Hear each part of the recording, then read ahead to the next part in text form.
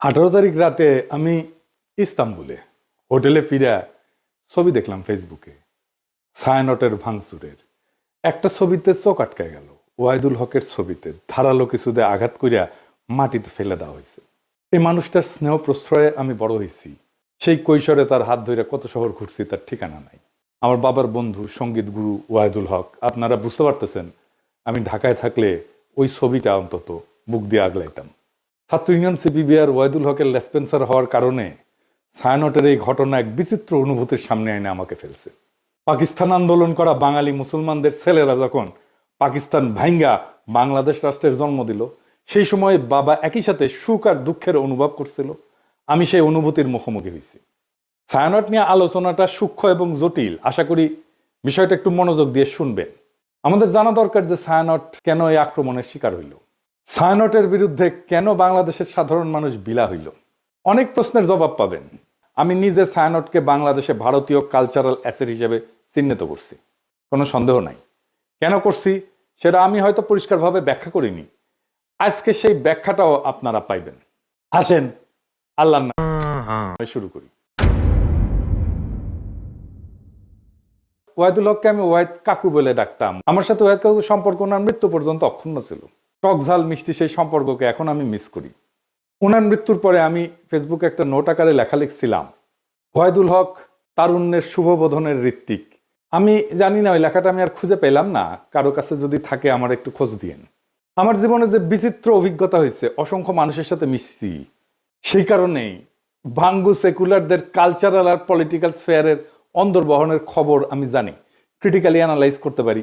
তার কারণ ওই ক্ষুদ্রকাল থেকে আমার এই ওরিয়েন্টেশনের সাথে আমি যুক্ত। এই কারণে আমি জানি ঠিক কোথায় ওদের উইক পয়েন্ট আর কোথায় তাদের শক্তির দিক। তবে আমি যেহেতু গান গাইতে পারতাম না, আমি তো অসুর, মানে সুর নাই আর কি, আমি রবীন্দ্রনাথের লেখা বুঝতে চাইতাম, তার জ্ঞান তাত্ত্বিক উৎস খোঁজার চেষ্টা করতাম। জ্ঞান তত্ত্ব মানে হইতেছে আমি যেটাকে সত্য জ্ঞান বলে মানতেছি সেটা আসতেছে কোন জায়গা থেকে।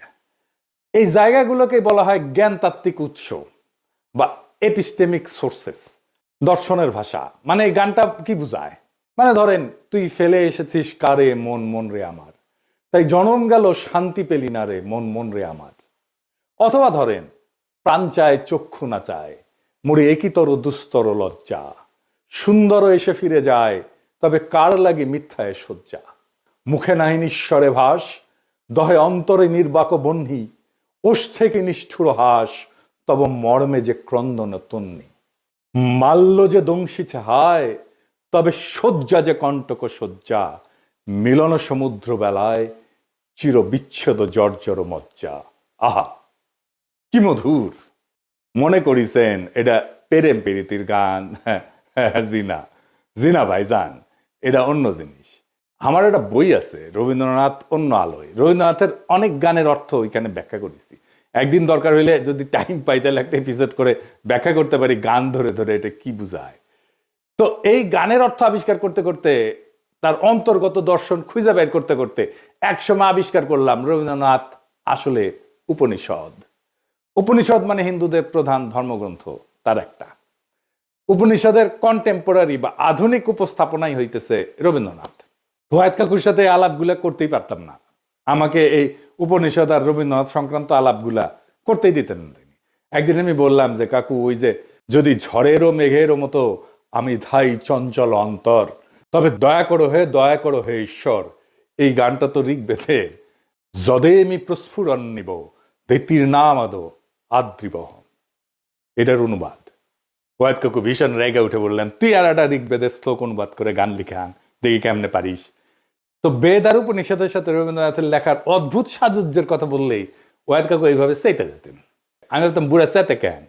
পরে বলছি, ক্ষুদ্রকালে আমি রবীন্দ্রনাথের রাজনীতির গুরু উদ্দেশ্য খুব পরিষ্কারভাবে ধরে ফেলছিলাম। উপনিষদ ঋগ্বেদ পড়তে বাধা নেই, অবশ্যই বাধা নেই, নিশ্চয়ই জ্ঞান অর্জনের জন্য ধর্মগ্রন্থ পড়া উচিত, আলোচনা করা উচিত। আমি সবাইকে উৎসাহ দিই পড়তে সব ধর্মগ্রন্থই, কিন্তু সেটাকে রবীন্দ্রনাথের মুড়ায় পরিবেশনের উদ্দেশ্যটা কি? এইখানে আপনি ছায়ানট প্রতিষ্ঠার উদ্দেশ্য বুঝতে পারবেন। কি সেটা?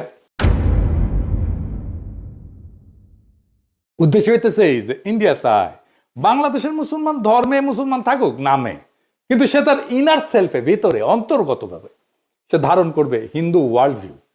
হিন্দু বিশ্ব দৃষ্টি। আপনি দেখেন যারা রবীন্দ্র অনুরাগী তাদের মধ্যে আপনি মুসলমানদের সহজাত সাহস, শক্তিময়তা, অ্যাডভেঞ্চার প্রিয়তা, দুর্দমনীয় একরকম মনোভাব খুঁজেই পাবেন না। তারা রাষ্ট্রের সার্বভৌমত্ব লুট হয়ে যাইতেছে, সেখানে সিল করে বেড়ায়, ফুল লতা পাতা নিয়ে বসে আছে, মনে মনে ভাবে বাংলাদেশ ভারতের একটা প্রদেশ হয়ে গেলে তো ভালোই। একজন গভীরভাবে প্র্যাকটিসিং মুসলমান একই সাথে গভীরভাবে রবীন্দ্র অনুরাগী আপনি খুঁজে পাবেন কিনা আমার খুব সন্দেহ আছে। খুব রেয়ার হয়তো খুঁজে পেতে পারেন, খুবই রেয়ার। রবীন্দ্রনাথকে বাংলাদেশের এলিটরা গ্রহণ করছে, সাধারণ মানুষ কখনোই গ্রহণ করেনি এই কারণেই। এই জন্যই এলিটরা ভারতমুখী, এই জন্যই এলিটরা ফ্যাসিবাদের খুঁটি। আমাদের ডিজাস্টার হয়েছে আমার সোনার বাংলাকে জাতীয় সঙ্গীত করার সময়। রবীন্দ্রনাথকে পলিটিক্যাল আর সোভারেন প্রোটেকশন দেওয়া হয়েছে এবং তাকে পবিত্রতা দেওয়া হয়েছে এই জাতীয় সঙ্গীত করার কারণে। দ্বিতীয় কারণ হইতেছে আমাদের রাজনৈতিক জনগোষ্ঠী হিসেবে এটা ক্রিস্টালাইজ হওয়াটাকে বাধা দেয় রবীন্দ্রনাথ। কিভাবে? রবীন্দ্রনাথ বাংলাদেশের যেটা ডমিনেন্ট মুসলিম কালচার, এটাকে পলিটিক্যাল ক্রিস্টালাইজেশনের পথে বাধা হইয়া দাঁড়ায়। আমি একটা উদাহরণ দিই, খুব বাস্তব উদাহরণ। সারা দুনিয়ায় আপনার ইন্ডিয়ানরা দেখছেন না, যারা বাইরে থাকেন তারা দেখছেন ইন্ডিয়ানদেরকে, তাদের নানা পার্টি আছে, নানা দল আছে, কংগ্রেস আছে, সিপিএম আছে, বিজেপি আছে, এটা সেটা আছে, মেলা দল আছে, কিন্তু রাজনৈতিক মত পার্থক্য আছে। কিন্তু তা সত্ত্বেও ভারতের প্রশ্নে একটা রাষ্ট্র প্রশ্নে প্রবল হিন্দুত্ববাদ চলতেছে ভারতের। তারপরেও দেখেন মোদি ভারতীয় কমিউনিস্টদের সাথে ব্যক্তিগত সময় কাটায়, হাসি ঠাট্টা করে। আমরা পারি না কেন? আমরা কেন বিভক্ত? আমরা কেন রাজনৈতিক মত পার্থক্য সত্ত্বেও রাষ্ট্র স্বার্থে এক হইতে পারি না? আমাদের রাষ্ট্র প্রশ্নে একটা হইতে রবীন্দ্রনাথ বাধা দেয়। রবীন্দ্রনাথ যে ওয়ার্ল্ড ভিউ, সেখানে মুসলমান থাকতে পারে না, থাকা সম্ভব না, রবীন্দ্রনাথের লেখালেখির মধ্যে নাই। তাই রবীন্দ্রনাথ প্রভাবিত আমাদের কল্পিত রাজনৈতিক জনগোষ্ঠীর মধ্যে দাড়ি টুপি পরা সাধারণ মুসলমান জায়গা করে নিতে পারে না। অবচেতনে আমাদের এলিটদের রবীন্দ্রনাথ ভাবতে শেখায় ওরা আমাদের মতো না, ওরা আদার। রবীন্দ্রনাথ ভারতে হিন্দু ধর্মকে ভালোবাসতে শেখায়, রবীন্দ্রনাথ বাংলাদেশে মুসলমানদের আদার করে ঘৃণা করতে শেখায়। আপনি একই সাথে উপনিষদ আর কোরআনের গ্লোবাল ভিউকে এক করতে পারবেন না। আপনি কোএক্সিস্ট করতে পারবেন, সহাবস্থান করাইতে পারবেন, কিন্তু এক করতে পারবেন না, এটা অসম্ভব। কিন্তু ইন্ডিয়ানরা চায় এক করে দিতে, এই প্রগতিশীলরা চায় এক করে দিতে, এই ছায়ানট চায় এক করে দিতে। বাংলাদেশে যে রবীন্দ্রনাথ প্রজেক্ট, এটা সঙ্গোপনে হিন্দু ধর্মের ওয়ার্ল্ড ভিউ ঢুকায় দেওয়ার প্রজেক্ট বাংলাদেশের মুসলমানদের মধ্যে। মুসলমানদের মধ্যে হিন্দু ওয়ার্ল্ড ভিউ আর হিন্দুদের মধ্যে মুসলমান ওয়ার্ল্ড ভিউ ঢুকাই দিলে সমস্যার সমাধান হবে না তো। হিন্দুকে আধা মুসলমান আর মুসলমানদেরকে আধা হিন্দু বানাইলে সমস্যা মিটবে না, সমস্যা বাড়বে। হিন্দুকে হিন্দুই রাখতে হবে, মুসলমানকে মুসলমানই রাখতে হবে। দুই ধর্ম কোএক্সিস্ট করবে, একসাথে থাকবে। দুই ধর্মের ওয়ার্ল্ড ভিউ বা বিশ্ব দেখার দৃষ্টিভঙ্গি কিভাবে আলাদা আর একটু গভীরে যায় বুঝি, সবার একটু মনে থাকবে। তাইলে একেবারে উদাহরণ দিয়া খেয়াল রাখবেন, আমি ভালো বা খারাপ বলতেছি না, কিন্তু বলতেছি আলাদা, দুইটা আলাদা। ধরেন প্রশ্নটা হইতেছে যে দুনিয়াটা কি আসলে, দুনিয়াটাকে এক না বহু? এডিটর সাহেব এটা উপরে লেখেন, দুনিয়াটা এক না বহু। এখন হিন্দু বিশ্ব দৃষ্টিভঙ্গি এটাতে বলে দুনিয়াটা বহু স্তরের, অনেকগুলো স্তর, এটা চক্রাকারে চলমান, সৃষ্টি স্থিতি প্রলয় বারবার ঘটে। সময় ঘড়ির মতো না, সময় ঘড়ির মতো সরল রেখা যায় না, বরং চাকার মতো। মানে হিন্দু ধর্মে কিন্তু মৃত্যুর পরে আবার জন্ম আছে, জন্মান্তর আছে, আবার জন্ম নেয়, এটি স্বাভাবিক চক্র। আজ যেটা হইতেছে সেটা আগে ঘটছে, একই জিনিস ভবিষ্যতেও ঘটবে, কারণ চক্রাকারে সময় চলে চক্রাকারে। তার মানে পৃথিবী বহুবার সৃষ্টি হয়েছে, বহুবার ধ্বংস হয়েছে, আবারও ধ্বংস হবে। আচ্ছা, এইবারে ইসলামী ওয়ার্ল্ড ভিউ, এখানে বিশ্ব একবারই সৃষ্টি, কিয়ামত একবারই হবে, সময় সোজা লাইনের মতো, সৃষ্টি, জীবন, বিচার, পরকাল, সিম্পল, সিরাতুল মুস্তাকিম। ইতিহাসের একটা শুরু আছে এবং শেষ আছে। এইবার আসেন মানুষ প্রসঙ্গে। মানুষ আসলে কে? মানুষ কি সোল, আত্মাটাই মানুষ, নাকি দায়িত্বশীল ব্যক্তিটা মানুষ? এখানে হিন্দু ওয়ার্ল্ড ভিউ বলে, এদিকে লেখেন, মানুষ মূলত আত্মা, আত্মন বলে সংস্কৃতে। শরীর বদলায়, আত্মা থাকে। আত্মার লক্ষ্য হচ্ছে মুক্তি বা মোক্ষ। আমি এটা মুক্তিযুদ্ধ নিয়ে একটা আলাপটা করছিলাম। এই জগৎ থেকে বাইরে যাওয়ার সহজ উদাহরণ, কারণ এই চক্রের মধ্যে আপনি যখন ঢুকে গেছেন, বাইরে যেতে পারলে আপনার মোক্ষ ঘটে না। আপনি একটা পোশাক খুলে আর একটা পোশাক করলেন, পোশাক বদলাইলেন, কিন্তু আপনি বদলাইলেন না তো, তাই না? এই আত্মাই আসলে শরীর বদলায়। আমার মধ্যে যে আত্মা আছে হিন্দু ধর্ম অনুযায়ী, এই আত্মা অনেক দিন থেকে চলে আসতেছে, আমার শরীরে আছে। এখন আমার শরীরটা মরে যাবে, কিন্তু আত্মা বেঁচে থাকবে। এই আত্মার একজন আর একটা শরীরে ঢুকবে, জন্মের নতুন জন্মের মধ্যে দিয়ে, এটাই জন্মান্তর। ওই জন্মে আমি কি হব, সেটা হবে আমি এই জন্মে যত পাপ বা পুণ্য করছি সেটার উপরে ভিত্তি করে আমি বড়লোক হব, গরিব হব, ব্রাহ্মণ হব, শূদ্র হব, যেটা খুশি। এবার ইসলামী ওয়ার্ল্ড ভিউ, মানুষ একক এবং অনন্য ব্যক্তি, এবং এই একটাই জীবনের একমাত্র সুযোগ, এটাই লক্ষ্য। জবাবদিহির মাধ্যমে ন্যায় ভিত্তিক জীবনযাপন করে আমি পরকালে অক্ষয় শান্তি লাভ করতে পারি। এখানে কোনো সেকেন্ড চান্স নাই। আচ্ছা, ভালো কাজ মন্দ কাজ এটা কিভাবে কাজ করে Hindu world view? Hindu world view এটা কর্মফল, মানে আমি যা কাজ করি সেইটার ফল, এটার ভালো মন্দের ফল স্বয়ংক্রিয়, এটা কেউ বিচারক না। কিন্তু দেখেন সেকুলার এবং বামপন্থীরা ওরা কিন্তু একটা কথা বলে, কার্মা ইজ এ বিচ, এই কথা বলে না, মানে কর্মফল, বুঝছেন? ওরা যে আসলে হিন্দু কালচারটাই নেয়, সেটাই হচ্ছে এই কথা। দেখেন অনেকে এটা বলে, আপনি দেখবেন আওয়ামী লীগ টাওয়ামী লীগ বাম টাম এগুলা যারা আছে প্রগতিশীল, তারা এটা বলে কার্মা ইজ এ বিচ। তার মানে কর্ম আসলে ফলটা দেয়, কর্মই ফলটা দেয়। আমি যেটা করতেছি এটাই ফল দিবে।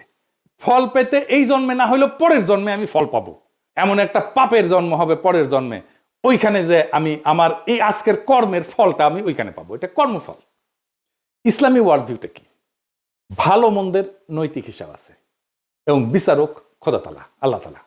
ইচ্ছা, নিয়ত, প্রেক্ষাপট, এখানে সবকিছু বিবেচনায় আছে, ভালো মন্দের বিবেচনায়। 4 নাম্বার, সমাজে আসলে বৈষম্যকে কিভাবে দেখা হয় হিন্দু ওয়ার্ল্ড ভিউ। হিন্দু ধর্মে তো আপনি জানেন যে জাতিভিত্তিক ভাগ আছে আর কি, মানে ব্রাহ্মণ সবার উপরে, শূদ্র সবার নিচে, আমি বলে ব্রাহ্মণ, এটা মাথায় রেখে। তো যাই হোক, এই যে বর্তমান অবস্থা, এইটা পূর্বজন্মের ফল হিসেবে দেখা হয়। আমি যদি এই জন্মে খারাপ কইরা থাকি আর কি, তাহলে এটা আমার পূর্বজন্মের ফল। আমি যদি এই জন্মে ভালো কইরা থাকি, তাহলে আমি পূর্বজন্মে অনেক পুণ্য করছিলাম, সেই জন্য এই জন্মে ভালো করেছি। সো হিন্দু ওয়ার্ল্ড ভিউয়ে মানুষ উঁচু নিচু জাত হয়ে জন্মায়, জন্ম থেকেই সে উঁচু বংশের অথবা নিচু বংশের। এইবার ইসলামী ওয়ার্ল্ড ভিউয়ে কি বলে? মানুষ জন্মগতভাবে সমান, সমান মর্যাদার। এইখানে যে ধনী গরিব বা মানুষের কষ্ট আছে, এটা একটা পরীক্ষা, ইহজগতে পরীক্ষা। এবং ইসলাম ধর্মে অন্যায় দেখলে নীরব থাকাটা পাপ, গুনাহ। 5 নাম্বার, মানুষের আসলে ডেস্টিনি কি, শেষ লক্ষ্য কি? হিন্দু ওয়ার্ল্ড ভিউ কি বলে? মানুষের শেষ লক্ষ্য হচ্ছে এই জগতের বন্ধন ছিন্ন করা। মানে এই যে চক্রাকারে যে চক্রের মধ্যে পড়ে গেছি না, ওই যে বলে না চক্করের মধ্যে পড়ে গেছি, এইটাই হচ্ছে হিন্দু ওয়ার্ল্ড ভিউ। চক্করের মধ্যে পড়ে গেছে, এখান থেকে চক্কর সেটা বাইরে হয়ে গেলে এটাই হচ্ছে মোক্ষ, মুক্তি। এই সংসার মায়া, চূড়ান্ত শান্তি হচ্ছে বিশ্ব থেকে মুক্তি। আমি আর জন্মাবো না এসে আরেকবার। আপনি আতুর ঘরের কথা শুনছেন না? আগে ছিল কিন্তু এখন নাই। আতুর ঘরে যখন হিন্দু রমণী সন্তান সম্ভব হয়, তখন একটা ঘরের এক কোনায় একটা জায়গায় আলাদা একটা ঘর বানানো হয়, ওইখানে সন্তান জন্ম দেয়। কেন? কারণ এই জন্মটাই তো পাপ একটা, জন্মই আমার আজন্ম পাপ। একটা কথা আছে দাউদ হায়দারের, এটা বই ছিল না, জন্মটাই আমার আজন্ম পাপ। এটা হিন্দু ওয়ার্ল্ড ভিউ। তাই জন্মটা যেহেতু পাপ এবং জন্মটা যেহেতু অপবিত্র, সেজন্য তাকে দূরে রেখে জন্মটা দিতে হয়। বুঝেছ? আচ্ছা, আর ইসলামী ওয়ার্ল্ড ভিউ কি? জগৎ মায়া না, এই দুনিয়াটা রিয়াল, এই দুনিয়াতে ন্যায় প্রতিষ্ঠা করাটাই কাজ। সমাজ, রাজনীতি, অর্থনীতি সব গুরুত্বপূর্ণ। এই দুনিয়া, ইহজগৎ খুব গুরুত্বপূর্ণ। পরকালটাকে এই জীবনে ইহজগতে যা করছি সেইটার আমি ফয়সালা পাবো, বিচার হবে। তারপরে তার সেই অনুযায়ী আমি হয় বেহেশতে যাব অথবা দোজখে পড়ব। এই বিশ্ব একটা নৈতিক পরীক্ষা। মানুষ আল্লাহ তাআলার এক দায়িত্বশীল সৃষ্টি, যাকে পাঠানো হয়েছে দুনিয়াতে তার খলিফা কইরা। এটা একটা স্পিরিচুয়াল জার্নি, এটা কমপ্লিট করার জন্য। কমপ্লিট হয় হাসরের ময়দানে, বিচারের সামনে যায়। এখন প্রশ্ন হইতে পারে, তাহলে কি হিন্দু মুসলমান একসাথে একটা রাষ্ট্র বা সমাজে থাকতে পারবে না? হিন্দু মুসলমান দুই ধর্মের মানুষ কিভাবে তাদের স্বাতন্ত্র্য বজায় রেখে একসাথে শান্তিতে থাকতে পারবে?